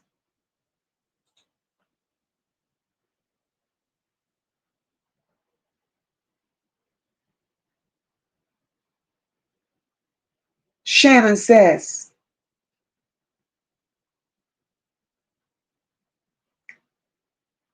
see, Annette is all over this. Hey, Kippy. Kippy says, MOCA. Kim Worthy supports pedos in Detroit. That's why Jarvis got the plea deal to protect the persons of Detroit. Thank you, Kippy. I believe that. Samantha, I see you, boo. I believe that, Kippy. Shannon testified and said she asked Annette, do you want me to call the police? Now, for Shannon to say that, y'all, I thought that was very important because at least it crossed her mind.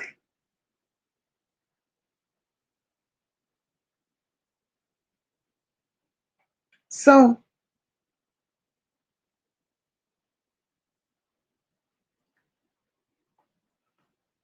Shannon asked Annette, do you want me to call the police? Annette said, no, we'll handle it tomorrow. My question is why? Why?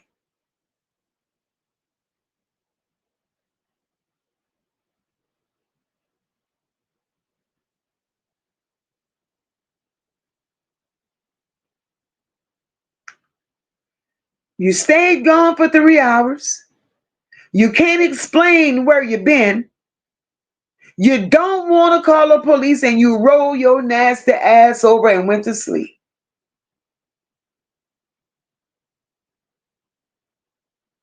So Annette,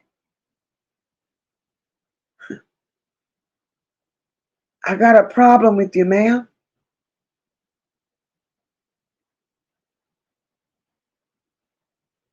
Because it all points back to you. And then when you do decide to go report her, you report her at the school. You report her as a runaway. And that speaks volumes to me. Volumes.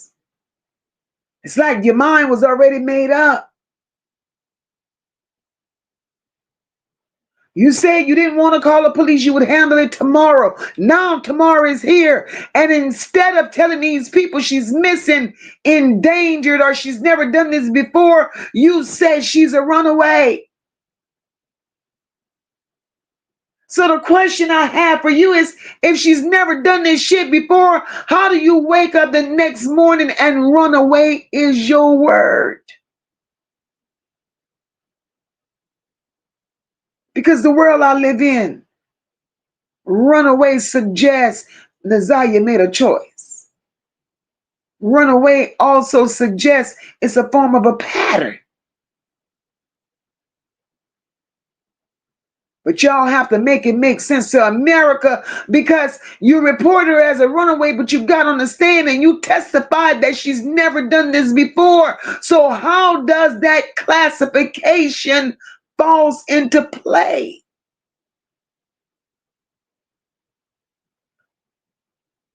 Because if you went to bed last night saying you'll take care of it tomorrow, maybe possibly thinking she'll be back, that's one mindset.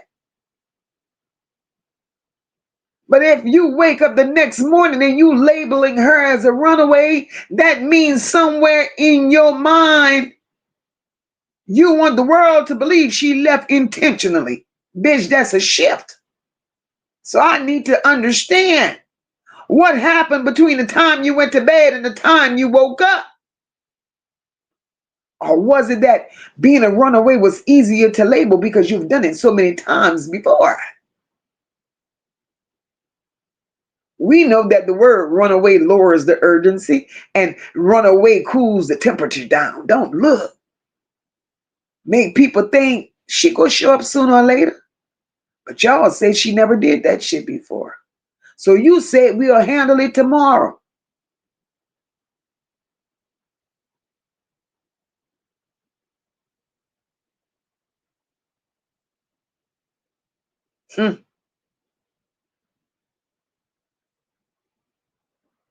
Whew, y'all got my chest tight, Annette.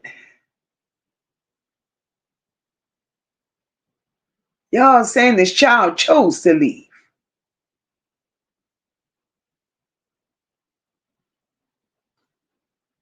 Y'all wanted the world to believe she chose this.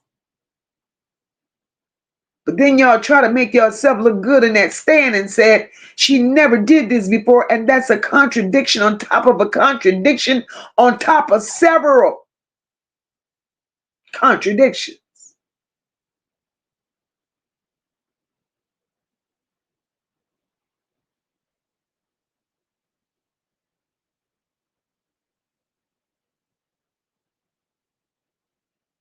And the funny part is, not only did y'all label her as a runaway, I don't know what got y'all to that point, but y'all did. Y'all labeled her as a runaway.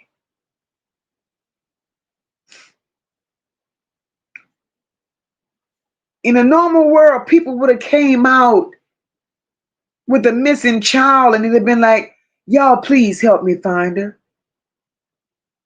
Normal people would have been like, Lord, have y'all seen my baby?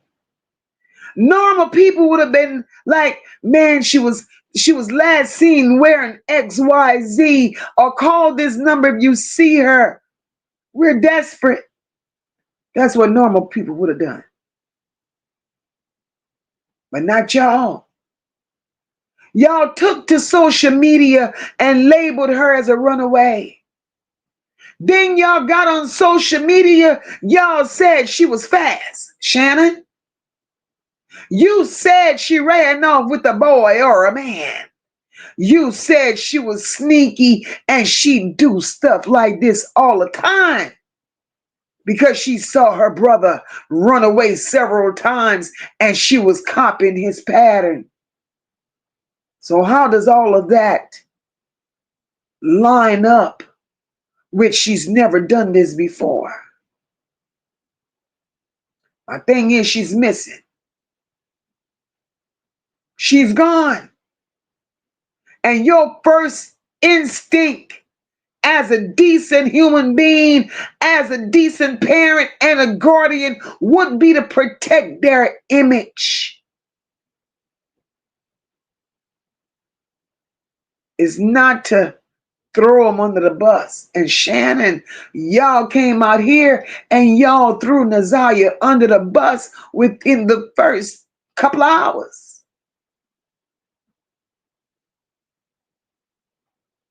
That's what y'all did.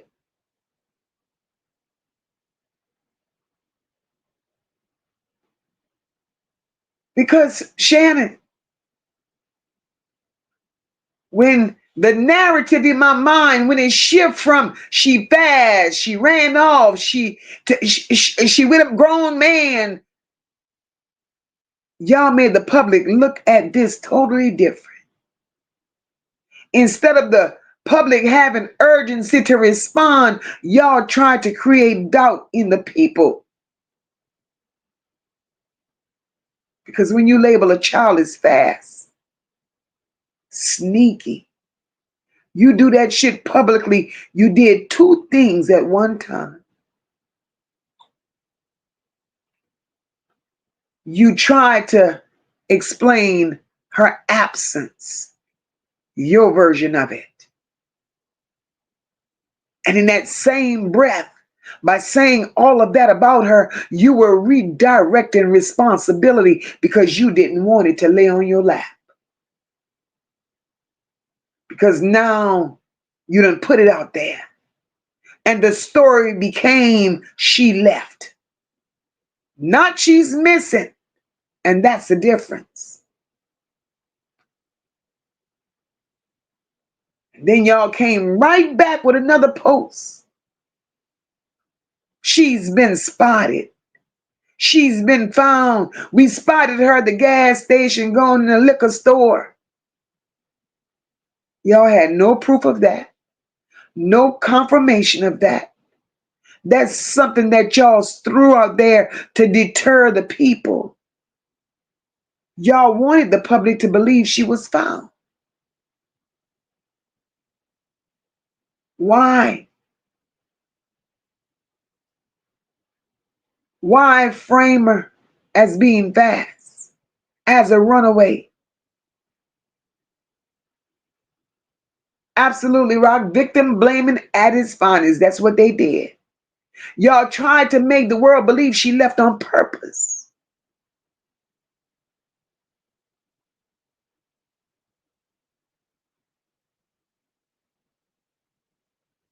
This makes no sense. January 9th, Annette says we'll handle it tomorrow. The next morning, she's reported as a runaway.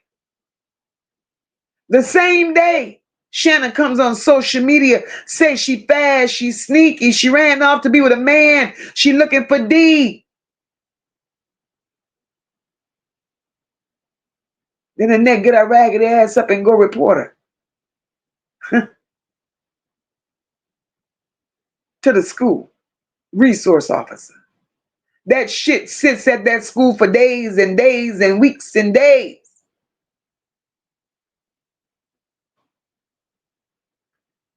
Anybody in their right mind, if they really believe their child ran away, You ain't going to no school. And you're not going to paint a narrative about her being a runaway either. Because now y'all done delayed progress. Y'all done labeled Naziyah.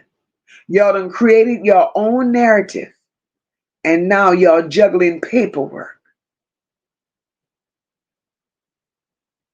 And to be totally honest, that paperwork y'all juggled, it matched the narrative that y'all put out. But it didn't match the testimony, because y'all testimony, the both of you hoes, your testimony said she never did this before.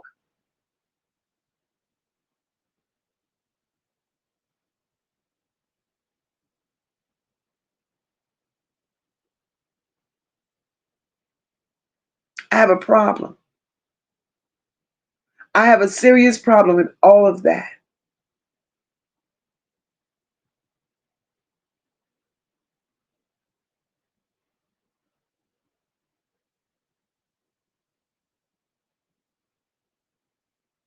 How the hell could y'all have been comfortable with that runaway report sitting at that school as long as it had set, and y'all never went back? Never went back to check. Hey, did y'all find something? Hey, is there any new news, any new information? Because my thing is, as adults, chat, what would y'all do? Would y'all be calling weekly, daily, checking to see what's going on? Showing up in person? Asking where's the paperwork? Shit like that, because I know I would.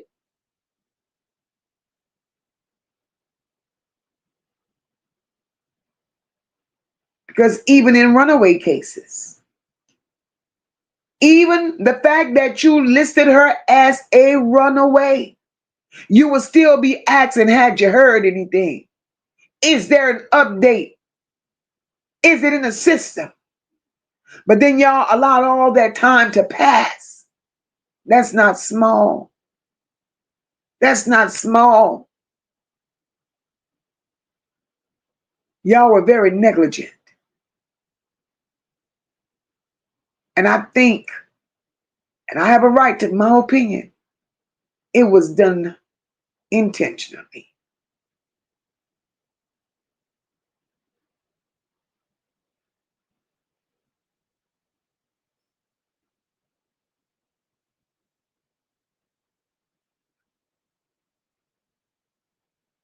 Then after DPD finally gets it,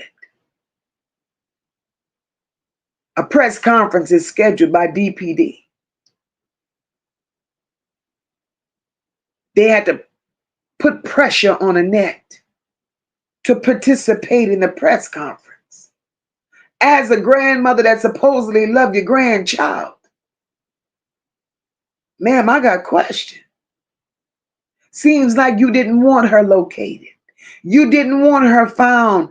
And ma'am, that's red flag after red flag after red flag. Because you didn't want her found and you didn't want her, no, we didn't want no answers.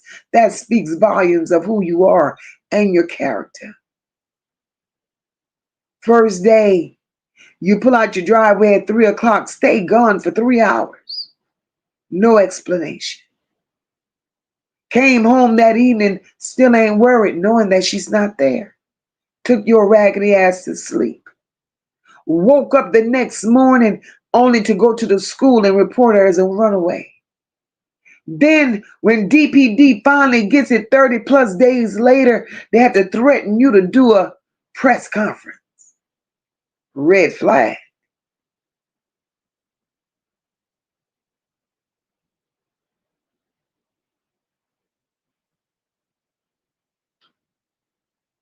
And they told you if you did not participate in that press conference, you were going to be treated as a suspect.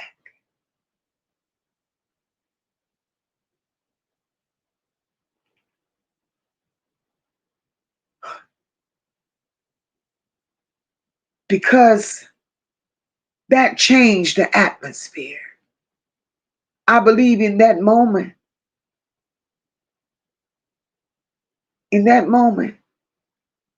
nobody started looking at it as a simple runaway situation.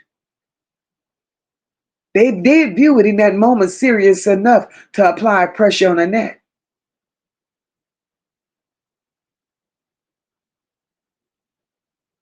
You don't participate, we gonna lock your ass up. That's what they told you.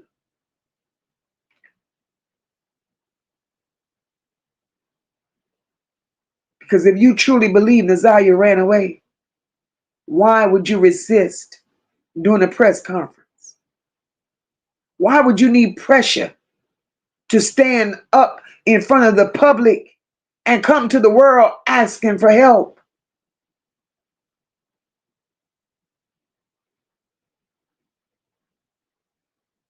Huh? And that ain't shit. Your body language, your tone, your choice of word in that press conference, it told the story without tearing the story. You said one sentence, and that's all America needed to know that you, ma'am, are a bigger part of the problem. They threatened you to do the press conference. And all you could have stood up there and said, y'all don't know why y'all took her. I got a problem. Because that sentence, y'all took Naziyah, that amplifies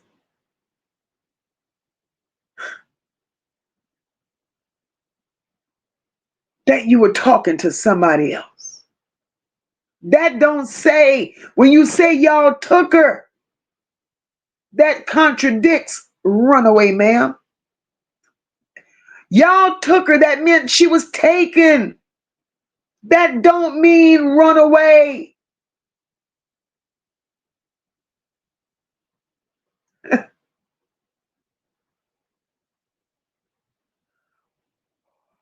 Runaway means she left.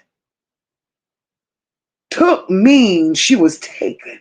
That's very two different mental pictures I'm looking at. Then you says, y'all don't know why y'all took Naziyah. Annette, again, I'm going to ask you, as I've always asked you, ma'am, who is y'all? Who were you talking about? Who were you talking to? Because normal people that does press conferences when their loved one is missing, they would say something on the lines of, whomever has her, please just let them come home. They might even say, you know who you are. And they'll say, bring her back.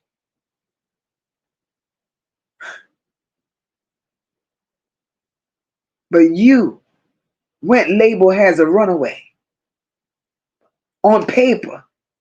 But then when you get in front of folks, you say she was taken. Bitch, that don't match up. But you had a world believing for 30 plus days that she was a runaway. The minute DPD gets it known she's taken. What? I'm just observing. I'm observing what you said, Annette. So if you mad with anybody, be mad at your damn self.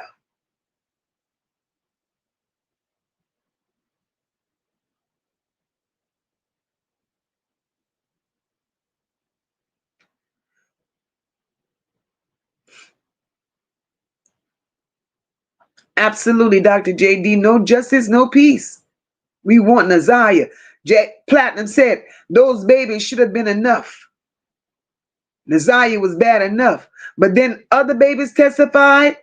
Then that's child neglect. Enough for CPS to take kids out of homes and lock them all the fuck up. Platt, I've been saying that. Annette and Shannon and Marquita should never ever be around children as long as they live. Spicy said he didn't make him tell how she died. Where and what time he did, what time and day he threw her over in Rouge River. Spicy, she's not in Rouge River. She's not. Platt said Shannon should have been locked up as soon as she came out of her mouth and said that he told her about his past.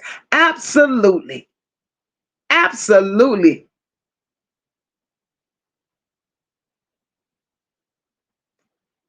Jarvis will not stay in jail long, y'all. Mark my word. Mark my word.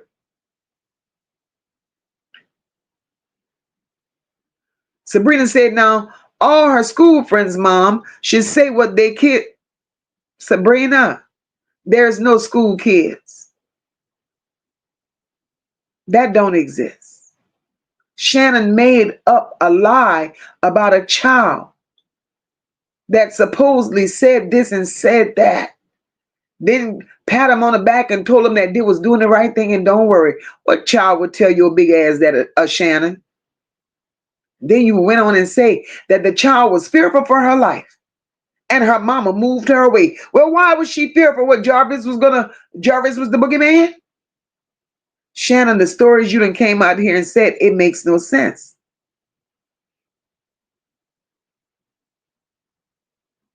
Yeah, Kippy, I saw that they found that body in Detroit and they said it was skeletons in a box. And that's going to take a while before they decide who that is. Kamisha said Fixer didn't set her ass up on that stand and move them thumbs the way she's supposed to pick that idea up. I know she was lying. May your dentures forever be loose. God damn. Kamisha, when I tell you Raw Crown, a.k.a. Fixer Dent ain't shit, I've been saying that lady's been lying from day one. And Raw Crown, a.k.a. Fixer Dent, and that substitute teacher got to be related.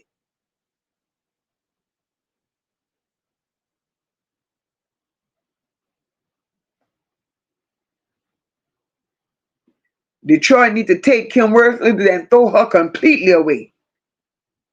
Roger said, I haven't been able to sleep knowing them women out there are still out here. I'm sick to my stomach. We all are. Leanne said, I don't see how they're not in trouble for outright lying. Let me tell y'all something. See, Jarvis accepted that plea deal. I want y'all to understand something. I may not know everything, but by Jarvis accepting that plea deal, that little piece of immunity that Shannon was offered is now off the table. Shannon's not safe anymore. And Jarvis did that strategically on purpose. She thought she had him by the balls. You threw him under the bus. Now he's about to get in that bitch and turn the ignition on and stick his foot on the gas and just keep going.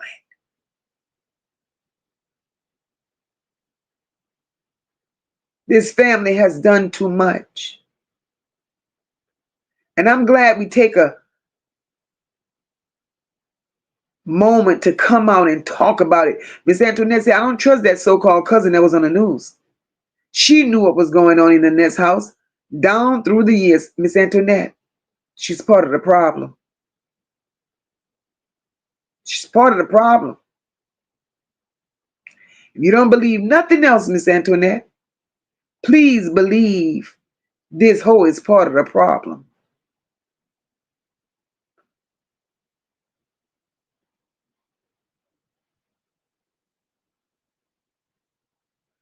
Dr. JD, that water was not frozen at that time. The river was not frozen. It was 32 degrees that day. Tony said that medical examiner didn't know shit. He could have told what medical condition she had that required her to go to the hospital. And doctor all the time, and the other kids didn't go to the doctor. Something was wrong with that, Tony.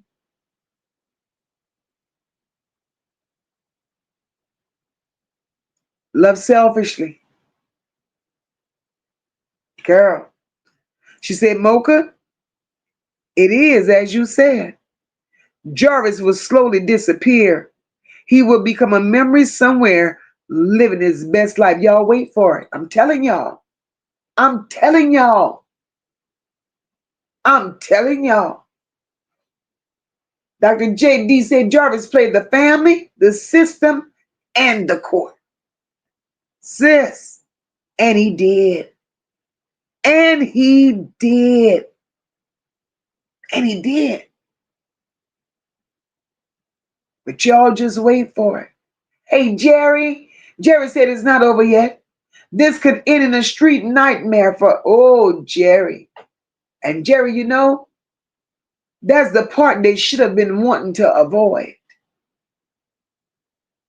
That's the part they should have been wanting to avoid. It becoming a street nightmare. And who do you blame for that? The system.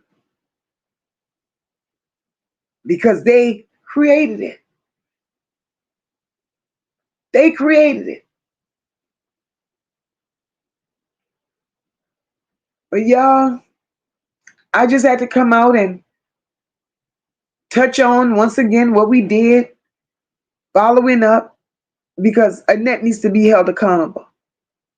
We cannot overlook the role that she played.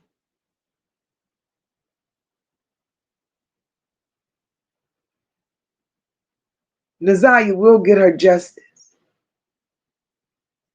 And she's going to get it in one of the ways that they none expected to happen. I may come out a little early tomorrow, much earlier than tonight. And we may do a session where you all get a moment and y'all speak y'all piece. Because we're all emotionally invested here. And what better way than for us all to share our unbiased opinions respectfully.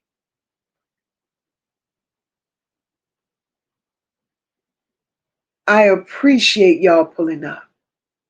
I appreciate y'all staying rooted and grounded for Naziyah because she deserves so much more. Keep your notifications set. If you've not yet hit that like button, please hit your like button for the content. Double tap the emojis to the right. Let's keep Naziyah's name circulating. Because if you stand for nothing, you will fall for anything. And we don't want that to keep happening.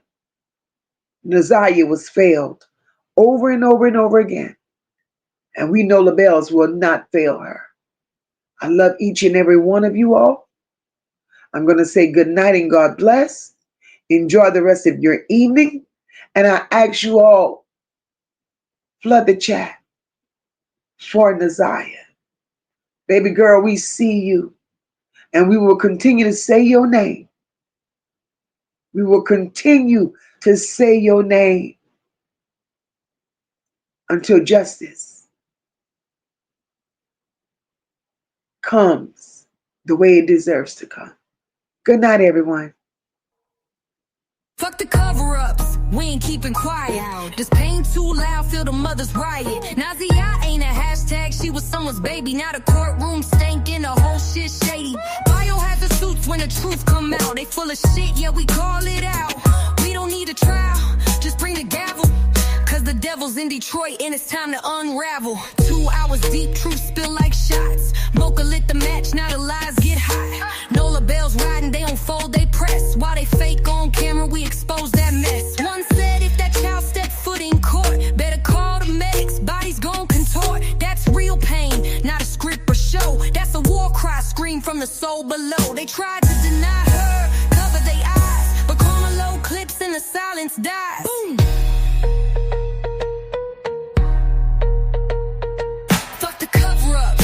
Keeping quiet. This pain too loud, feel the mother's riot. Naziyah ain't a hashtag, she was someone's baby. Now the courtroom stinking, the whole shit shady. Biohazard suits when the truth come out. They full of shit, yeah, we call it out. We don't need a trial, just bring the gavel. Cause the devil's in Detroit and it's time to unravel. The church ain't shit, the statues ain't clean, and the law turn away like it ain't they seen. Nola Bell's on fire, and MOCA don't bend. They protecting every child till the very end. One voice said folks gon' lose they lunch. When Naziyah walk in, better brace for the punch. It's hell in the system, truth in the street, and we ain't gon' stop till the mission complete. So, fuck the fakes and the crooked ass plot. We saving these kids, ready or not.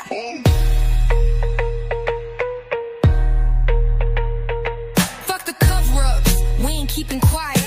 This pain too loud, feel the mothers riot.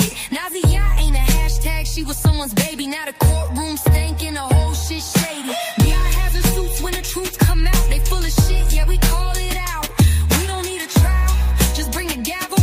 Cause the devil's in Detroit and it's time to unravel. MOCA got receipts and the Bells got vision. This ain't just talk, it's divine precision. They laugh on live, but the babies cry. So we loud as fuck till the whole truth fly. You can't play God when the blood on your hands, and we ain't backing down till we bury the scams. It's Detroit pain with a global echo. Every child we save is a blow to the devil. So stand with MOCA, ride with the Bells, cause silence in this war is a death knell.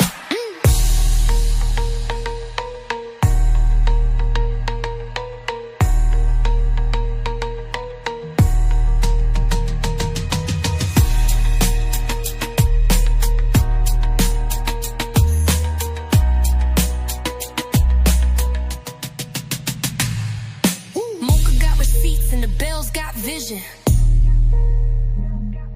This ain't just talk, it's divine precision. They laugh on live, but the babies cry. So we loud as fuck till the whole truth fly. You can't play God when the blood on your hands, and we ain't backing down till we bury the scams. It's Detroit pain with a global echo. Every child we save is a blow to the devil. So stand with MOCA, ride with the Bells, cause silence in this war is a death knell.